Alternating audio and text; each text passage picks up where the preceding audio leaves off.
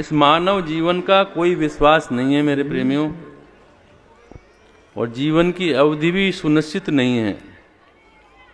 आयु की सीमा का कोई भी निर्धारण नहीं कर सकता। हम आयु सीमा 100 वर्ष की मानते हैं, पर मेरे प्रेमियों ये कल्पना मात्र है। हर मानव 100 वर्ष नहीं जीता, और ना ही कोई डॉक्टर उस जीवन को बचा सकता है। वो इलाज कर सकता है, पर आखिर में डॉक्टर भी हाथ खड़े कर देता है। वो भी कहता है कि भगवान से प्रार्थना करो।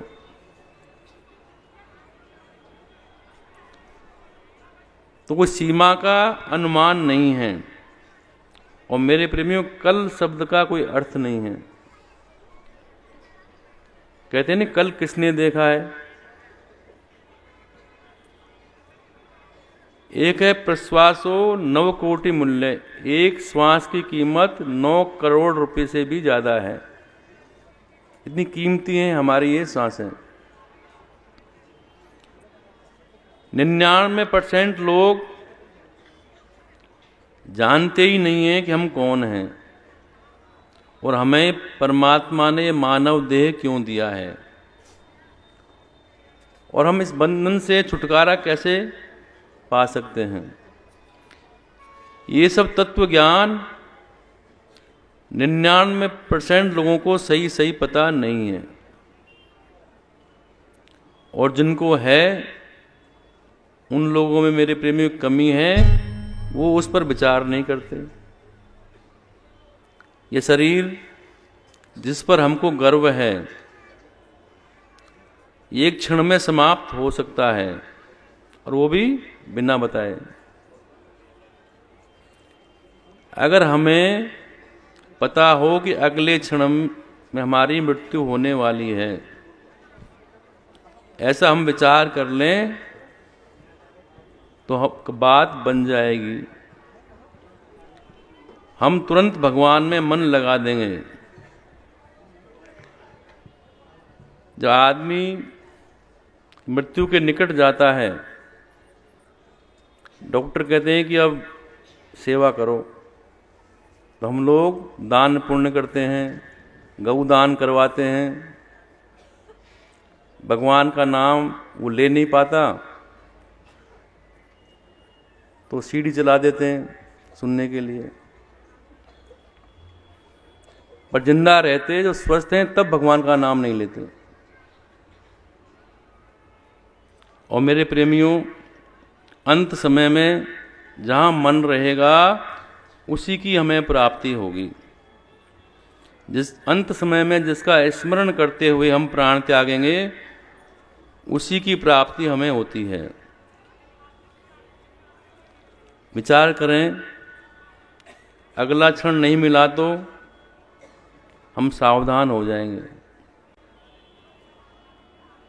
ये सब हमारे मन के ऊपर डिपेंड करता है। हम लोग गाड़ी चलाते हैं, सड़क पर कार चलाते हैं, स्कूटर चलाते हैं, मोटरसाइकिल चलाते हैं। अगर वो 1 सेकंड के लिए भी उसका मन कहीं और चला जाए तो क्या होगा मेरे प्रेमियों? एक्सीडेंट हो जाएगा। वह हर समय दाएं भी देखता है, बाएं भी देखता है, आगे भी देखता है, पीछे भी देखता है, और मन पर उसका कंट्रोल होता है। अभ्यास तो आपको है शरीर के लिए, अभ्यास आत्मा के लिए नहीं है। क्योंकि शरीर का डर है कि कहीं हम मर ना जाए, चोट नहीं लग जाए, इसका फिक्र हमें है। पर मेरे प्रेमियों में आत्मा की फिक्र नहीं है। ये शरीर क्षणिक है, हमें आत्मा का चिंतन करना चाहिए। और मेरे प्रेमियों, अगला पल मिले ना मिले कोई पता नहीं। रावण ने लक्ष्मण जी को अंतिम समय में, जब उसकी मृत्यु होने जा रही थी, अंतिम समय में उपदेश दिया लक्ष्मण जी को कि बेटे तुम मेरे बेटे के बराबर हो, मैं ब्राह्मण हूँ और तुम क्षत्रिय हो। ये मेरा उपदेश है कि तुम्हें मरते हुए भगवत विषय का अच्छा काम तुरंत करना चाहिए, गलत वाला काम पेंडिंग में रखना चाहिए। संसार का काम बाद में और परमात्मा का काम पहले। तो हमें जो भी समय मिला है, भगवान ने दिया है, उसे भगवान चिंतन में लगाएं।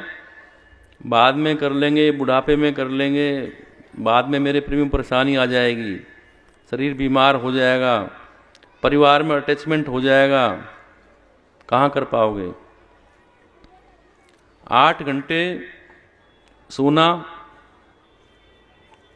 और 8 घंटे की ड्यूटी, सरकारी ड्यूटी भी 8 घंटे की होती है, तो 16 घंटे तुम्हारा यही गया। और 2 घंटे खाने पीने में गए, 18 घंटे हो गए। 18 में से भी 2 घंटे हम फालतू बातों में गंवा देते हैं, 20 घंटे गए। तो कुल मिला के बहुत कम समय आपको मिलता है। उस कम समय में भी आप परमात्मा का नाम ले लेंगे तो भी काम बन जाएगा। पर ले तो सही।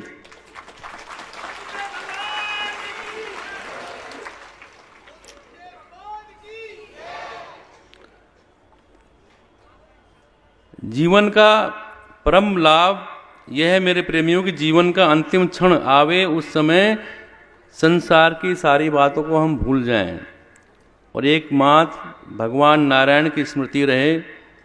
देखो, जीवन भर आप प्रपंच करते रहे, सोचो अंतिम समय में भगवान का स्मरण हो जाएगा? नहीं होगा, क्योंकि जीवन भर तो आपने प्रपंच किया, परिवार में मोह रखा, पैसे में, गाड़ी में, बंगले में, तो आखिर में याद कौन आएगा? पूरी जिंदगी भर जिनके साथ आप रहे हैं वही आपको याद आएगा, परमात्मा तो याद आएगा नहीं।